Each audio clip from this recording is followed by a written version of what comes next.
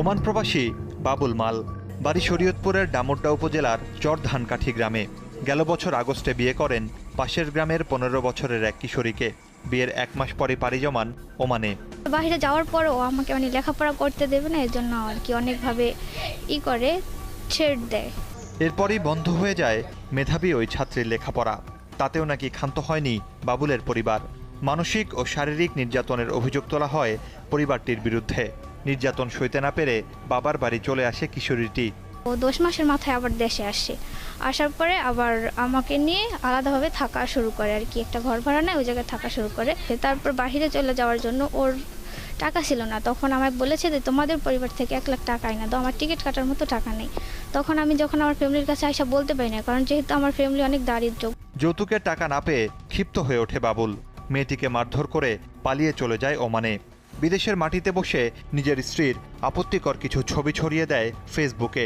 কিছুদিন পর আমি জানতে পারি যে আমার এই ফটোগুলা ফেসবুকের মাধ্যমে আছে। তখন আমি এটা থানায় যেয়ে একটা ডায়েরি করি, কিন্তু তখন ডায়েরি করার পর আমি জানতে পারি যে ফটোগুলো তখন থেকে উঠায় নেওয়া হয়। কিন্তু উঠায় নিলে কী লাভ হবে, ওগুলো তো এখন মানুষের হাতে চলে গেছে। এখন তো ওগুলো কোনো করতেছে না। আমার একটা জীবন আছে, ভবিষ্যৎ আছে, কিন্তু ওইগুলো করার কারণে আমি এখন সমাজে ঠিকভাবে চলতে পারতেছি না। বিয়ের পর থেকেই যৌতুকের জন্য দফায় দফায় চাপ আসে এই দরিদ্র পরিবারের ওপর। আমরা তো গরিব, আমরা কোথা থেকে দেবো? আমাদের টাকা পয়সা নেই। বিয়ের সময় অনেক টাকা পয়সা খরচ করে মেয়ে বিয়ে দিছি, অনেক কিছু দেওয়ার কথা ছিল না, তারপরও আমরা দিছি, ঘর সাজায় দিছি। কিন্তু তারপরেও বলতো যে টাকা লাগবে, কিন্তু টাকা না নিয়ে দিতে পারার কারণে আমার মেয়ের নানানভাবে নানান সময় মারত, টর্চার করতো।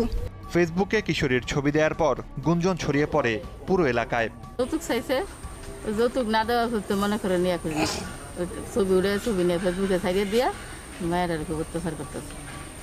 ওর স্বামী ওর সাথে যেটা করছে এটা ঠিক না, কারণ স্বামী যদি এটা করতে পারে তাহলে বাহিনীর মানুষ এটা অবশ্যই করতে পারবে। আমরা এটা ন্যায় বিচার চাই। বাবুলের ভাইও বিষয়টি খুব ভালোভাবে জানেন। মানে শুনছি যে এই যে মানে লোকে বলা বলি করতেছে যে আর বোর ছবি নাকি ফেসবুকে পাওয়া, এই পর্যন্ত আর আমরা তেমন জানি না।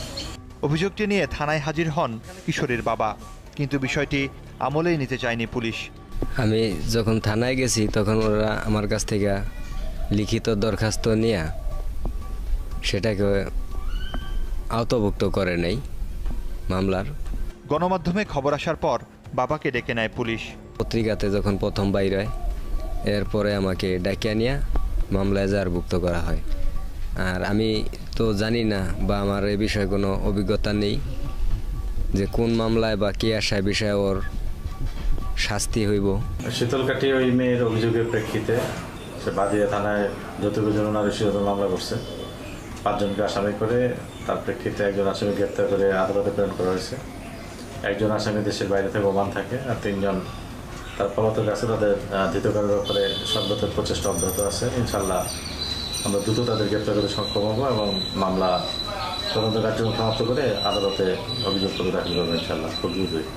ফেসবুকে ছবি ছড়ানোর বিষয়টি তথ্য প্রযুক্তি আইনে না করে যৌতুকের মামলা করা হলো কেন? যেহেতু যৌতুকের জন্য মারপিট করছে এই জন্য এই ধরনের মামলা হচ্ছে। আর আইসিটির বিষয়টা হচ্ছে তার হাজব্যান্ড ওমান থেকে আপলোড করছিল। এখানে আইনে কিছু জটিলতা আছে, বিধায় এখানে মামলা নেওয়া হয় না। যৌতুকের জন্য মারপিট এ তারাই মামলা নেওয়া হয়েছে। গোপনীয় বিষয়গুলি যখন তথ্য প্রযুক্তি এসে যখন ছেড়ে দেয়, ইন্টারনেটে ছেড়ে দেয়, তখন সেটা তো তথ্য প্রযুক্তি আইনে মামলা হবে। এটাই